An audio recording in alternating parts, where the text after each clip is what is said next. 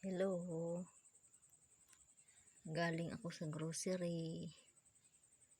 Itong aking pinamili, 5 kilo na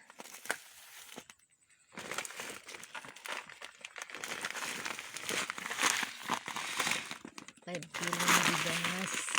Yasmin, 5 kilo na bigas. Jasmine rice. Tapos ito, Marcaleum Preto Plus 100% pure palm oil, patis flavor. Mayroon pa kasi akong toyo at saka suka. Tapos ito carrots, 3 pirasong carrots, 39.90, 40 na rin. Tapos ito luya, 32.40, 32.40. Tapos 15.75 ang kamatis. Ito, half kilo na sugar. Hindi ko alam kung magkano to. Hindi ko pa nakita ang resibo. Ito tatlo. Ito tag 23 lang kasi doon. Pag bumili ako dito sa tindahan, tag 28 na ito.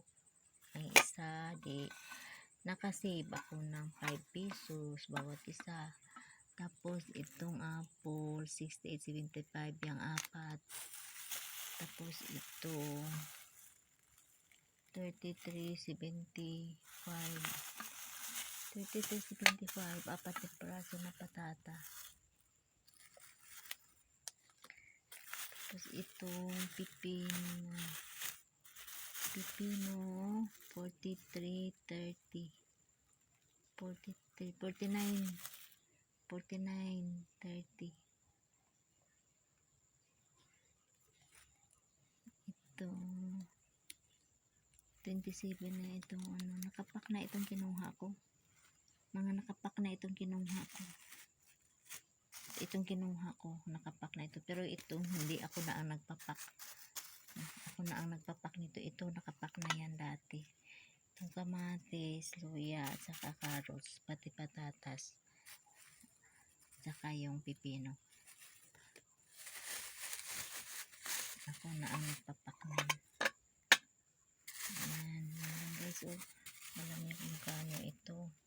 800 na perang binigay ko. Siniklian na lang ako ng 20 pesos. Ayan, itong sinulat niya.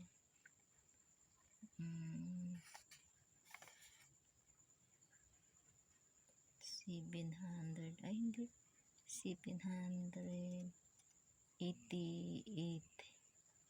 11 na lang pala ang 800 na binigay ko.